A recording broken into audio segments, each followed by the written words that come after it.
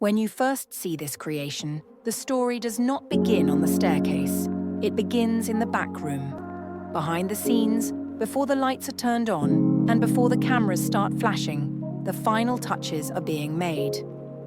Stylists move quickly, but carefully, making sure every detail is exactly where it needs to be. A thread is trimmed, a pin is tucked, a brush makes one last sweep of powder across the cheekbone. There is a quiet intensity in the room, the kind of focused energy that always fills the air before a moment of transformation. Most people will only ever see the finished product, the dramatic reveal, the applause. But here in the back room, the artistry is still in progress, still raw and delicate. And it is in these hidden moments that you can truly see the craftsmanship. Long before this night, there were sketches and conversations, mood boards pinned together with inspiration. The look we are about to witness is not an accident. It was born from an idea, from a spark of imagination. The vision here blends fantasy with nature, combining the drifting lightness of dandelion seeds with striking sculptural presence. It is not about creating something to wear. It is about creating something that changes the atmosphere the moment it appears. Every choice, every material, every angle is about presence, about building a look that announces itself before the wearer even speaks. And so, as the stylist's hands move in the back room, we begin to see the foundation of that vision take shape.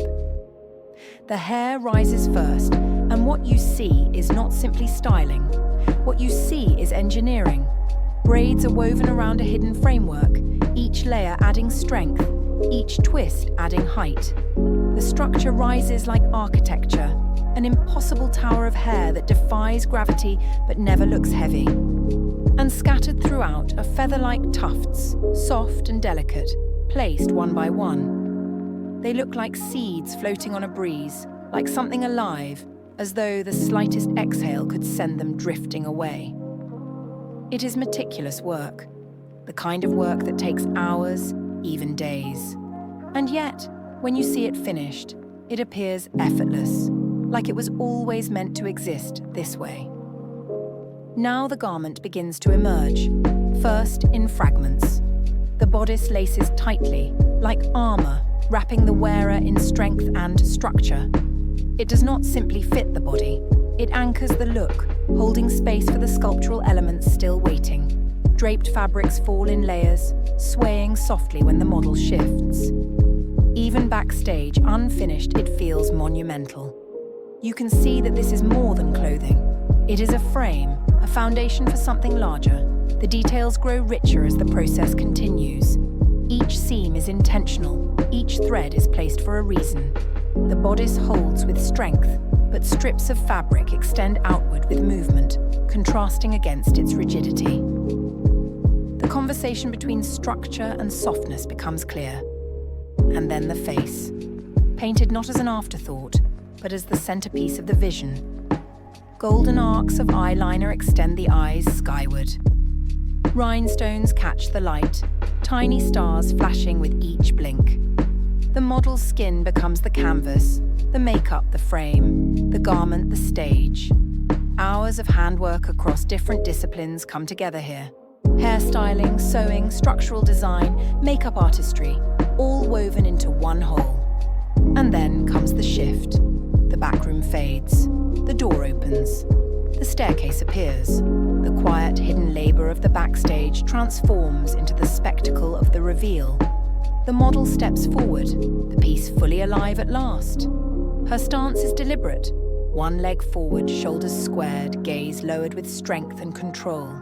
She doesn't just wear the piece, she becomes it. The hair, the bodice, the details.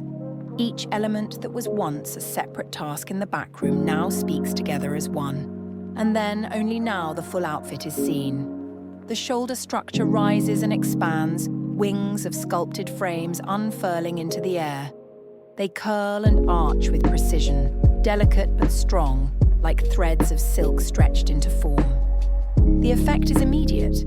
The garment no longer just follows the body, it commands the space around it. Lightweight metals, wires, and hidden supports allow the form to hold, balanced and tested until it moves as one with the wearer. At the edges, soft white tufts echo the crown above, tying the upper body to the towering hair. Fragility and power, softness and edge held together in harmony. This is the essence of wearable art. It is not passive. It does not sit still. It transforms the person who wears it and, in turn, transforms the space it enters. Without the wearer, the piece is silent. But with her presence, it roars. It becomes alive. It becomes undeniable. So when you see this creation, remember what you are really seeing. You are seeing hundreds of choices, each one deliberate. You are seeing hours upon hours of careful handwork, braids woven, wires bent, stitches tightened. You are seeing the work of many hands and many minds, all contributing their skill until the whole becomes greater than the sum of its parts. You are seeing vision, turned into fabric, into hair, into structure, into movement. This is not just a look. This is a moving piece of art. It is imagination made material. It is fantasy made visible. It is the extraordinary, sculpted out of the ordinary, standing before you. This is the magic of wearable art. It lives, it moves, it breathes. It is human creativity at its most daring, alive, embodied, and undeniable.